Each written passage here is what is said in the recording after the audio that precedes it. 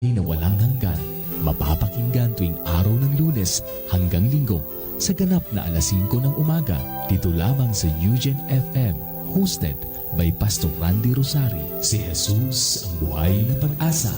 Times of refreshing, here in your presence, your greater blessing, and being with you.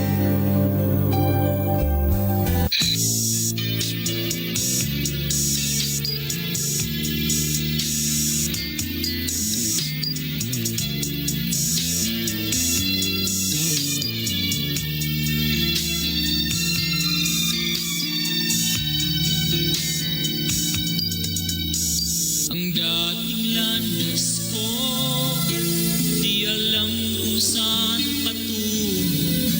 Puso at isip ko, litong-lito. Ngunit ikaw, Jesus, ang sa'kin nagbigay gabay. Inakay mo ako sa landas ng buhay. Ang puso ko'y gagalak na magpuri sa ngalan mo. Ang himig ko'y laging laan sa pagsamba lamang sa'yo. Tunay ang dakila ka, O Diyos, sa buhay kong ito. Kaya't walang hanggang papuri ang alay ko sa'yo.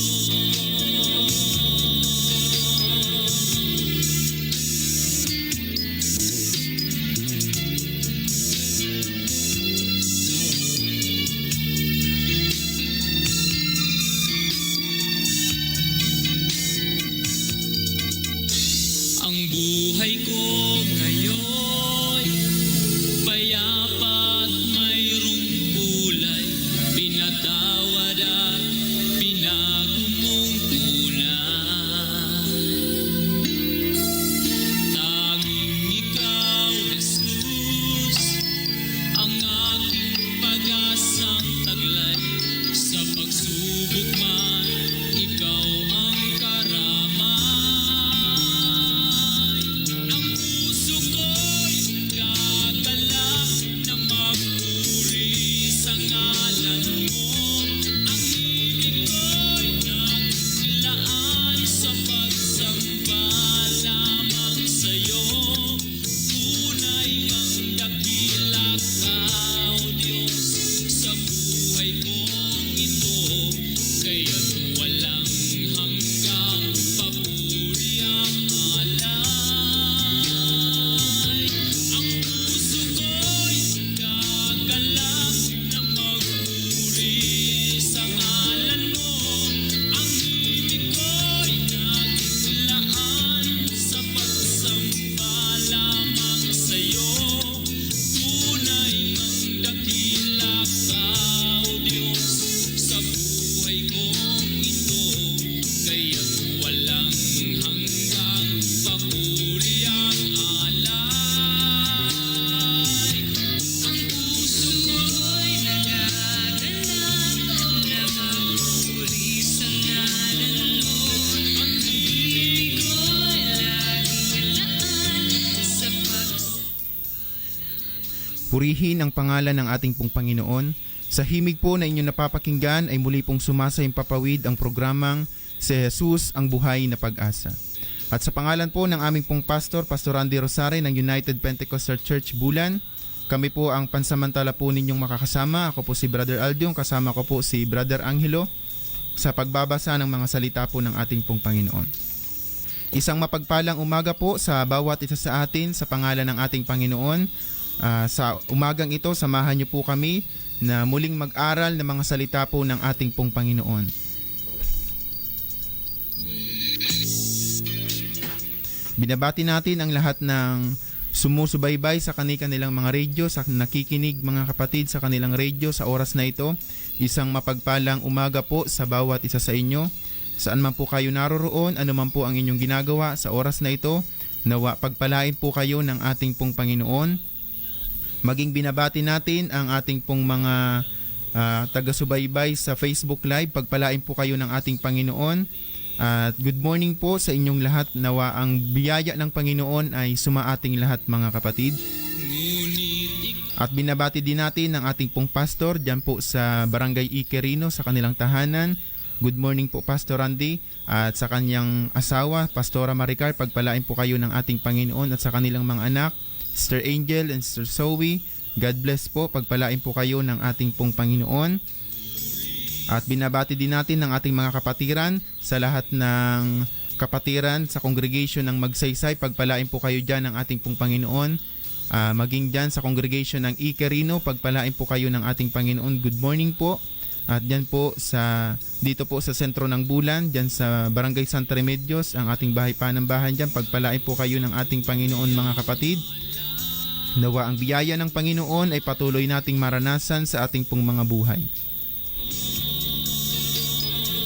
At binabati din natin dyan ang ating pong mga kapatiran dyan po sa Barangay Aguinaldo. Pagpalain po kayo dyan ng ating Panginoon. Salamat dahil nung nakaraang linggo mga kapatid, meron tayong nabaptize. Binabati natin ang newly baptized dyan sa Barangay Aguinaldo mga kapatid. Sister Angel and si Brother Berto, pagpalain po kayo ng ating Panginoon. Maging ang Pilahio family, pagpalain po kayo dyan ng ating Panginoon. Barloso family, Garais family, pagpalain po kayo dyan ng ating Panginoon sa Barangay Aguinaldo. At binabati din natin ang ating mga radio listener natin dyan sa coastal area na sakop ng Bulan, dyan po sa Barangay Marinab. Pagpalain po kayo dyan ng ating Panginoon. At Barangay Cabarawan and Sagrada, God bless po. Nawa ay sama-sama tayo na maglingkod sa ating Panginoon. At patuloy naming pinaanyaya sa inyo mga kapatid. Meron po tayong diyang gawain sa coastal area na sakop ng Bulan mga kapatid. Dyan po sa Barangay Aguinaldo. Meron po tayo diyang gawain sa Sunday oras mga kapatid na alas 3 ng hapon. Nawa tayo ay magsama-sama dyan na magpuri sa ating pong Panginoon. Maging inaanyayahan din namin kayo sa mga pagsamba na ginaganap namin dito sa Bulan. Dyan po sa lugar ng Magsaysay mga kapatid. Ang ating pong pagsamba dyan ay ginaganap tuwing araw ng Sabado, alas 7 ng umaga mga kapatid. Nawa tayo ay dumalo kung tayo ay malapit dyan sa Barangay Magsaysay. Nawa tayo mga kapatid ay umattend sa gawain ng Panginoon upang ating maranasan ang presensya ng ating pong Panginoon. Maging pinaanyaya namin din sa inyo yung ating ginagawang pagsamba dyan sa Barangay Iquerino sa oras mga kapatid na alas 8 ng umaga mga kapatid sa araw ng Sabado. Nawa ay dumalo kayo mga kapatid, umattend tayo upang ating maranasan ang apostolikong pagpupuri sa ating pong Panginoon. Maging dito sa sentro ng Bulan sa araw ng Linggo mga kapatid, dito po sa Barangay Santa Remedios sa tapat lamang po ng Bulan Gymnasium. Diyan po matatagpuan ang ating bahay panambahan at ginagana po sa oras na alas 7 ng umaga mga kapatid sa araw ng Linggo mga kapatid. Nawa tayo ay magsama-sama na maglingkod sa ating pong Panginoon. At binabati din natin ang ating mga kapatiran dyan sa lugar ng A. Bonifacio, sa Morata family, Guyala family. Pagpalain po kayo dyan ng ating pong Panginoon. Sa Gobis family, God bless kayo, bless kayo ng ating pong Panginoon. Maging ang ating mga kapatiran dyan sa Barangay Santa Remedios, Keralula, Puring mga kapatid. Pagpalain po kayo dyan ng ating Panginoon. Sa Solidad family, sa Isiha family, God bless po mga kapatid. And sa Isiha family, pagpalain po kayo dyan ng ating pong Panginoon. Nawa ang biyaya ng Panginoon ay patuloy nating maranasan mga kapatid. Praise the Lord. At bigyan din natin ng pagkakataon ng aking pong kasama si Brother Angelo upang sa inyo po ay magbati. Brother Angelo, sa iyo pong pagkakataon. Praise the Lord. Isang mapagpalang umaga po sa bawat isa sa pangalan po ng atin pong Panginoon.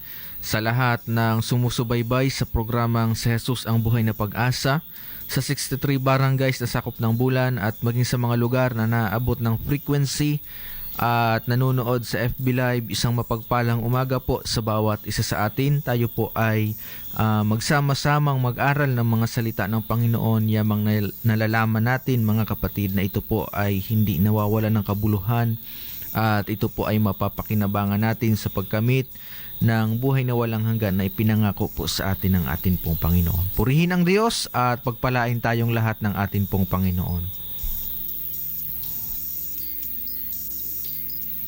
Praise the Lord mga kapatid, at binabati din natin dyan sa Barangay Butag, dyan po sa Palipas, sina Brother Daryl Gutisa and Starlet Gutisa. Pagpalain po kayo dyan ng ating pong Panginoon. Nawa ay patuloy tayo na maglingkod sa ating pong Panginoon.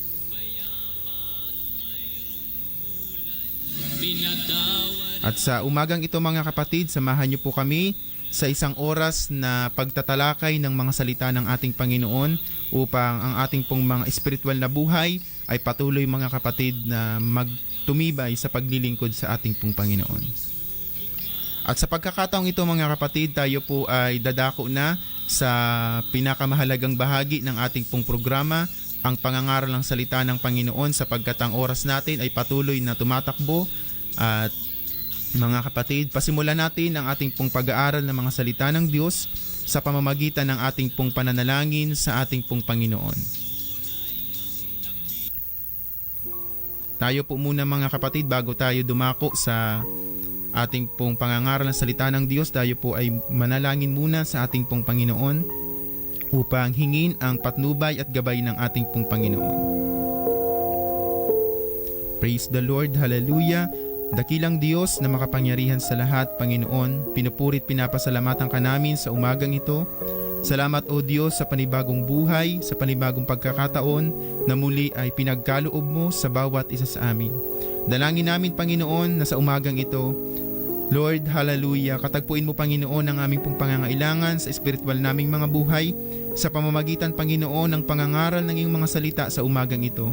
Samahan mo kami Panginoon at patuloy mo kaming buksan Panginoon ang aming mga puso, ang aming mga isipan, na maunawaan at maintindihan namin ang kahalagahan ng salita mo Panginoon sa aming pong mga buhay.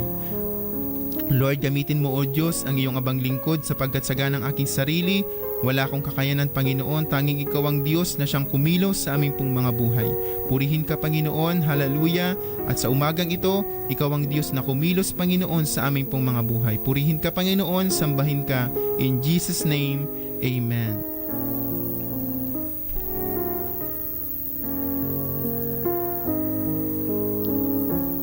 Praise the Lord mga kapatid, at tayo po ay tuloy-tuloy na sa ating pong pag-aaral ng mga salita po ng ating Panginoon. At kung kayo po ay mayroong mga Biblia, maigi po na samahan niyo po kami sa pagbabasa ng mga salita po ng ating pong Panginoon. Kung kayo po ay mayroong mga Biblia, buksan po ninyo sa aklat ng Psalms, chapter 50, verse 14 to 15. Ganito po ang ating mababasa. Ihandog mo sa Diyos ang haing pasasalamat at tuparin mo ang iyong mga panata sa kataas-taasan. At tumawag ka sa akin sa kaarawan ng kabagabagan, ililigtas kita at iyong luluwalhatiin ako. Praise the Lord. Pagpalain ng Panginoon ang pagkabasa ng kanyang banal na salita. Ang ating pong pag-aaralan sa umagang ito mga kapatid ay the advantage of having God in our life. Ang kahalagahan mga kapatid ng Diyos sa buhay natin, o para paano tayo magiging lamang sa buhay natin mga kapatid dito sa mundong ito. The advantage of having God in our life mga kapatid. Alam natin na sa mundong ito, maraming mga discomfort na tayo po ay nararanasan. Meron tayong mga problema mga kapatid. Lahat ng tao, nakakaranas tayo ng mga problema, mga suliranin sa buhay na minsan mga kapatid, para bang walang solusyon ng ating pong mga problema.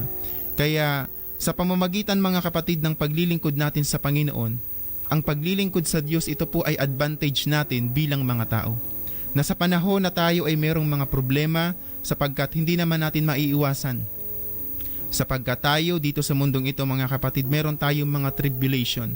Meron tayong mga pinagdadaanan na mga problema mga kapatid, sapagkat ito po ay pinagpaunan na ng ating Panginoon. Nasabi ng Panginoon, in this world, ye shall have tribulation.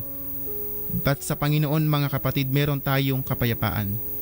Kaya sa paglilingkod sa Panginoon, ito po ay advantage ng isang tao mga kapatid. Amen. Ang paglilingkod sa Panginoon, ito po ay mahalaga upang anumang ating maranasan mga kapatid, meron tayong Diyos na masusumpungan mga kapatid, at meron tayong Diyos na mapaglalaanan natin ng ating pong tiwala. Sabi sa ating pong binasang talata mga kapatid, in Psalms chapter 50 verse 14 to 15, sabi dito, ihandog mo sa Diyos ang haing pasasalamat at tuparin mo ang kanyang mga panata sa kataas-taasan. At tumawag ka sa akin sa kaarawan ng kabagabagan, ililigtas kita at iyong luluwalhatiin ako mga kapatid. Amen? Kaya kapag ginagawa natin ang mga bagay na kalooban ng Diyos, kapag tayo ay naglilingkod sa ating pong Panginoon mga kapatid, kapag ginagawa natin ang kalooban ng Diyos, sa panahon na tayo ay nahihirapan, sa panahon mga kapatid na tayo ay merong mga problema, tumawag tayo sa Diyos at ang Diyos ay tutugon sa ating pong mga daing sa Kanya. Kaya advantage mga kapatid ng tao kapag merong Diyos na pinaglilingkuran. Na sa panahon na hindi mo na kaya ang problema, merong kang Diyos na matatawagan. Kaya sa umagang ito mga kapatid, maganda na magkaroon tayo mga kapatid ng desire na paglingkuran ang Panginoon ng buong katapatan. Sapagkat mga kapatid, alam natin na ang mata ng Panginoon ay nasa mga matuwid at ang pakinig ng ating Panginoon mga kapatid ay nasa daing ng mga matuwid. Kaya pag ginagawa natin ang mga bagay na kalooban ng Diyos mga kapatid, alam natin na ang katugunan ng ating mga panalangin ay didinggin ng ating pong Panginoon. Sapagkat sa mundong ito meron tayong nararanasang mga discomfort sa buhay na kahit ayaw nating maranasan, talagang mararanasan natin mga kapatid. Kaya nga merong mga tao na nadidepress, merong mga tao mga kapatid na nagpapakamatay dahil hindi nila kaya yung problema. Pero mga kapatid, sa umagang ito, nais ng Panginoon na sabihin sa atin na ang paglilingkod sa Panginoon, ito po ay advantage natin bilang mga tao. Alam natin mga kapatid na tayo bilang mga tao, limitado lang po ang ating magagawa. Meron tayong mga bagay na hindi kayang gawin, na tanging Diyos lamang ang siyang makagagawa niyaon mga kapatid sa buhay natin. Kaya nga mga kapatid, kapag tayo ay nakakaranas ng mga problema, nakakaranas tayo ng mga pagsubok sa buhay natin na hindi natin kaya, isa lang mga kapatid ang ibig sabihin niyan, kailangan natin ang Panginoon sa buhay natin. Kapag tayo ay nakakaranas ng mga problema na mahihirap na hindi natin kaya, mga kapatid, reminder yan ng ating Panginoon sa atin na sa ganang ating sarili wala tayong kakayanan. Kailangan natin ang Diyos sa buhay ng bawat isa sa atin mga kapatid. Kaya naman mga kapatid, sabi ni Haring David in Psalms chapter 18 verse 6, ganito po ang ating mababasa. Sa aking kapanglawan ay tumawag ako sa Panginoon, at dumaing ako sa aking Diyos. Dininig niya ang aking tinig mula sa kanyang templo, at ang aking daing sa harap niya ay dumating sa loob ng kanyang mga pakinig. Praise the Lord mga kapatid. Kaya sa panahon si Haring David na mayroong mga problema, na mayroong mga mabibigat na suliranin mga kapatid, ang ginagawa niya, dumadaing sa Panginoon. At alam natin, tinutugon ng Diyos ang kanyang daing. Kaya nga mga kapatid, sa paglilingkod sa Panginoon, hindi tayo lugi mga kapatid. Sapagkat ang Diyos, wala naman mga kapatid makukuha sa atin. Sapagkat lahat ng meron tayo ay galing sa Diyos. Tayo ang may kailangan sa Panginoon mga kapatid. Sa panahon na hindi natin kaya ang problema mga kapatid, lumapit tayo sa Panginoon. Kaya sa oras na ito mga kapatid, na kung nakakaranas tayo ng mga suliranin sa buhay, lumapit tayo sa Panginoon mga kapatid, sapagkat sa Diyos mayroong katugunan ang ating pong mga pangangailangan. Ang ating mga daing mga kapatid, alam natin na tutugunin ito ng Panginoon kung gagawin natin ang mga bagay na kalooban niya. Sapagkat ang Panginoon mga kapatid, walang imposible sa Kanya. Sa atin bilang mga tao, mayroong mga bagay na imposible sa atin, pero sa Diyos, walang bagay na imposible. Lahat ay posible sa harapan ng ating pong Panginoon. Kaya nga mga kapatid, kailangan natin ang Diyos sa buhay ng bawat isa sa atin, sapagkat Diyos ang kukumpleto sa buhay natin mga kapatid. Meron tayong mga bagay na hindi natin kaya na tanging Diyos lamang ang siyang makagagawa na niyaon mga kapatid sa buhay natin. Kaya pakinggan natin yung panyaya ng Panginoon sa atin. Tugunin natin ang panawagan, ang tawag ng Panginoon sa buhay natin mga kapatid. At naniniwala ako mga kapatid na sa tuwing tayo ay nakikinig ng pangangaral ng salita ng Panginoon, nararanasan natin ang pangungusap ng Panginoon sa buhay natin. Kaya wag nating pagmatigasin mga kapatid ang ating pong mga puso, kundi tayo ay lumapit sa Panginoon. Tugunin natin ang tawag ng Panginoon sa buhay ng bawat isa sa atin mga kapatid. Basahin natin ang aklat ng Matthew chapter 11 verse 28. Ganito po ang ating mababasa. Magsiparito kayo sa akin, kayong lahat na nangapapagal at nangabibigatang lubha, at kayo'y aking pagpapahingahin. Praise the Lord mga kapatid. Kaya tumugon tayo sa tawag ng Panginoon mga kapatid. Kung tayo ay nahihirapan, sabi sa talatang ating nabasa, magsiparito sa akin kayong lahat na nangapapagal at nangabibigatang lubha, at kayo'y aking papagpapahingahin. Amen. Ang kapahingahan ng ating kaluluwa mga kapatid ay masusumpungan natin sa Diyos. Kaya nga mga kapatid, ang Diyos ay nag-aanyaya sa buhay ng bawat isa sa atin, na sa panahon na hindi na natin kaya ang sitwasyon, sa panahon na tayo ay nahihirapan, tandaan natin meron tayong Diyos na malalapitan. At ang sabi ng Panginoon mga kapatid, ang lahat ng lumalapit sa Kanya, sa anumang paraan ay hindi niya itatakwil. Kaya mga kapatid, lahat ng bagay na gusto natin makamit sa buhay natin, kapayapaan, kapahingahan ng ating kaluluwa, sa Diyos po natin yan masusumpungan. Sapagkat ang mga material na bagay, limitado po ang ating mga kayamanan, ang mga pera mga kapatid, limitado ang magagawa niyan. Kahit gaano natin kayaman, hindi natin kayang bilhin ang kapayapaan na nagmumula sa Diyos. Tanging sa presensya lamang ng ating Panginoon, masusumpungan ang kapayapaan, ang kapahingahan na hinahangad ng tao mga kapatid. Alam natin na bilang mga tao, kapag tayo ay nahihirapan, isa lang ang ating nais mga kapatid, kapahingahan. At ang Diyos mga kapatid nag-aanyaya sa buhay ng bawat isa sa atin. Na sa panahon na hindi natin kaya ang sitwasyon, ibigay natin sa Panginoon. Dahil ang Diyos mga kapatid, pinagmamalasakitan niya ang bawat isa sa atin. At ang Diyos mga kapatid, alam natin na hinihintay lamang ng Panginoon ang paglapit natin sa Kanya. Sapagkat ang Panginoon palaging naghihintay sa atin upang lumapit sa ating pong Panginoon. Kaya nga pinapahintulutan ng Diyos minsan ang mga problema, pinapahintulutan minsan ng Panginoon ang mga karamdaman para ma-realize natin na kailangan natin ang Diyos sa buhay natin. Kaya nga mapalad tayo mga kapatid na kapag hindi pa tayo nakakaranas ng mga rimalaso sa buhay natin, ay lumapit na tayo sa Panginoon, mapalad tayo. Bakit? Dahil sa panahon na maranasan natin ang problema, meron na tayong Diyos mga kapatid na pwedeng sandigan, meron na tayong Diyos mga kapatid na pwede nating ilagak ang ating tiwala sa panahon na tayo ay nahihirapan.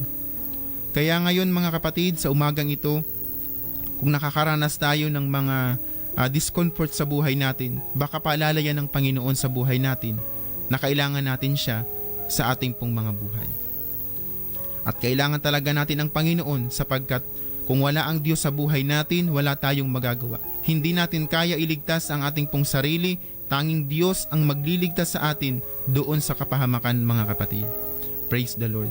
Kaya ang sabi ni Haring David mga kapatid, tayo ay lumapit sa Panginoon sapagkat mabuti ang lumapit sa Diyos mga kapatid.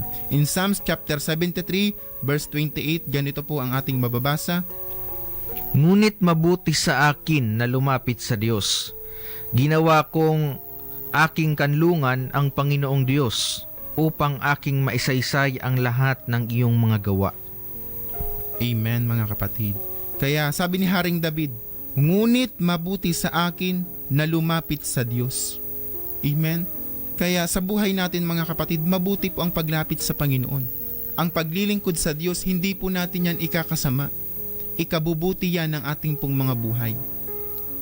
Dahil minsan inaakala natin na ang paglilingkod sa Diyos, sayang lang ang oras natin. Hindi mga kapatid, hindi po sayang ang panahon na inilalaan natin sa paglilingkod sa Diyos. Sapagkat sabi ng Biblia, ang ating mga gawa sa Panginoon ay hindi po mawawala ng kabuluhan.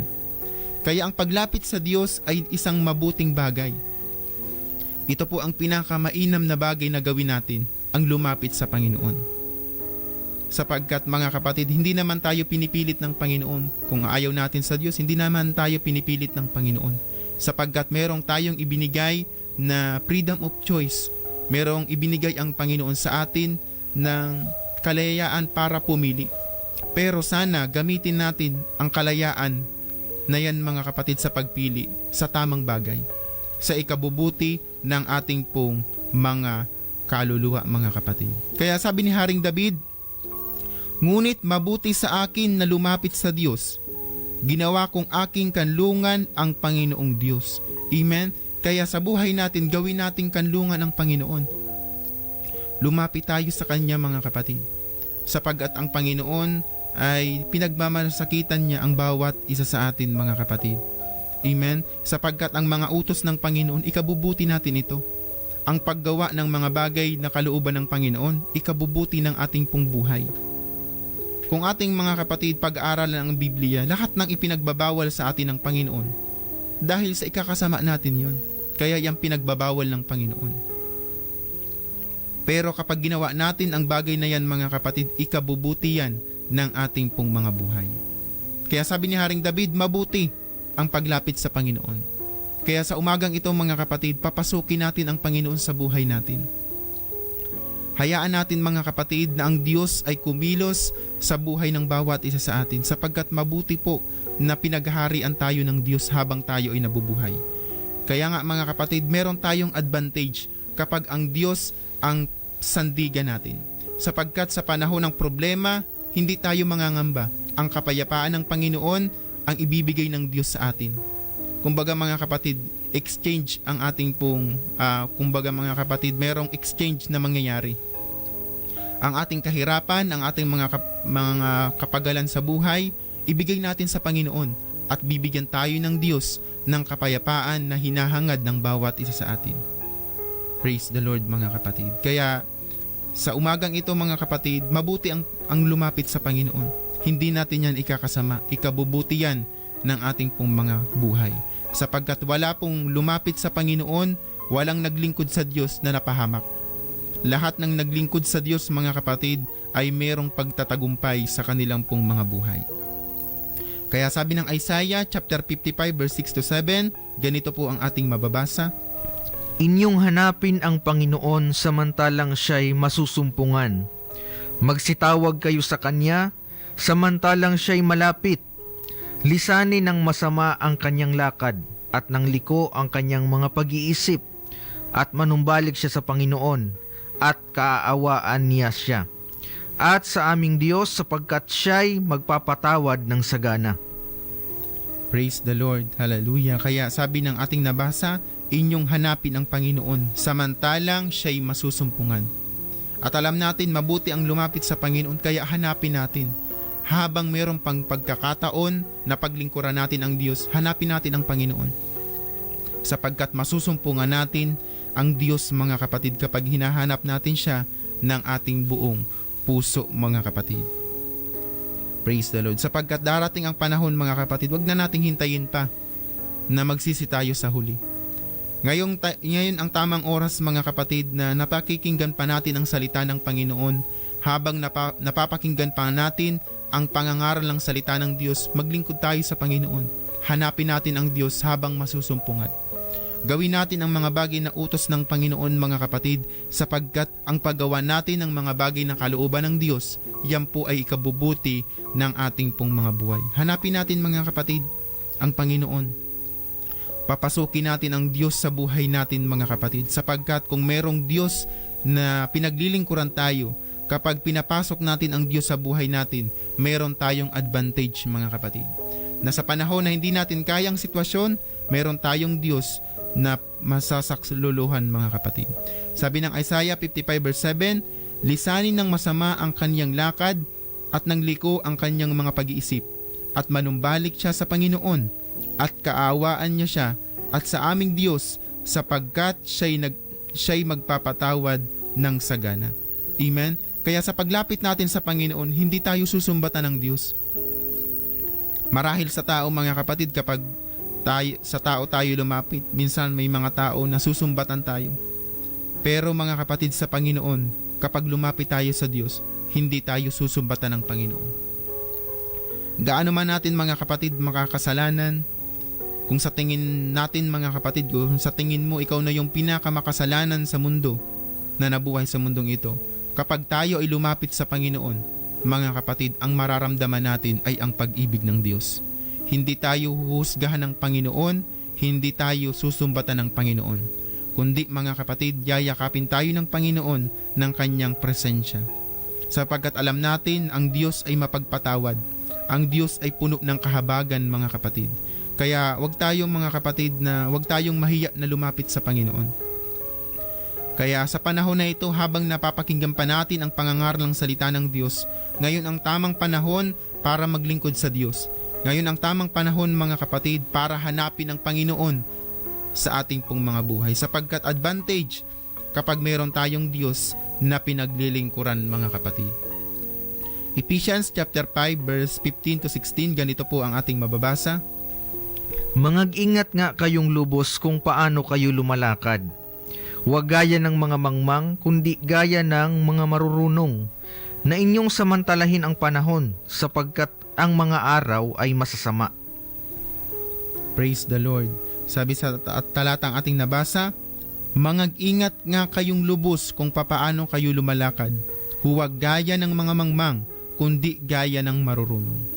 Kaya sa mundong ito mga kapatid na nasa panahon tayo ngayon, nasa panahon tayo ng huling araw mga kapatid. Kaya sa panahon natin ngayon, wag na tayong lumakad na mayroong kamangmangan, kundi lumakad tayo na mayroong karunungan.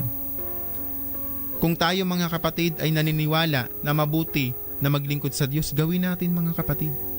Sapagkat sa panahon natin ngayon, na ang panahon natin mga kapatid na puno na ng kasamaan, sabi sa Ephesians chapter 5 verse 16, na inyong samantalahin ang panahon, sapagkat ang mga araw ay masasama. Amen. Ang panahon natin ngayon mga kapatid, alam natin, nababalitaan natin sa mga TV mga kapatid, sa mga balita, mga kapatid, grabe na yung kasamaan na ginagawa ng tao. Marami na tayong napapakinggan mga kapatid na kasamaan ng tao. Kaya sa panahon natin ngayon, lumakad tayo na merong katalinuhan mga kapatid, na merong karunungan. Na sa panahon na ito mga kapatid, ito ang tamang panahon para maglingkod sa Panginoon. Nasamantalahin natin ang panahon mga kapatid, sapagkat hindi natin hawak ang buhay natin. Ang araw ng bukas mga kapatid, hindi natin hawak. Sabi nga ng Biblia in James chapter 4 verse 14, huwag niyong ipaghambog ang araw ng bukas, sapagkat tayo mga kapatid parang isang singaw lamang, sa sandaling panahon ay lumilitaw at pagdakay na papawi. Yan mga kapatid ang katotohanan patungkol sa buhay natin. Ang buhay natin mga kapatid parang isang singaw lamang. Kaya samantalahin natin ang panahon, na kung inaakala nating mabuti na maglingkod sa Panginoon, gawin natin. Kung mabuti mga kapatid na paglingkuran ang Panginoon, gawin natin mga kapatid. Lumakad tayo na mayroong karunungan habang Mr. Gemma Guelas, pagpalain po kayo ng ating pong Panginoon. Mr. Laura Gumban, dyan po sa Barangay Lahong, pagpalain po kayo ng ating Panginoon. Good morning po. Mr. Lani Biton Julian, God bless po, pagpalain po kayo ng ating Panginoon.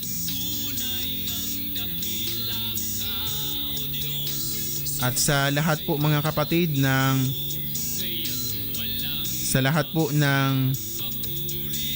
nanonood sa FB Live mga kapatid, hindi ko man po kayo maisa-isa, nawa pagpalain po kayo ng ating pong Panginoon. God bless po, at hanggang dito na lamang po ang ating pong programa. Nawa tayo mga kapatid ay patuloy na maglingkod sa Panginoon, at palagi nating tandaan, tanging si Jesus lamang po ang ating buhay na pag-asa.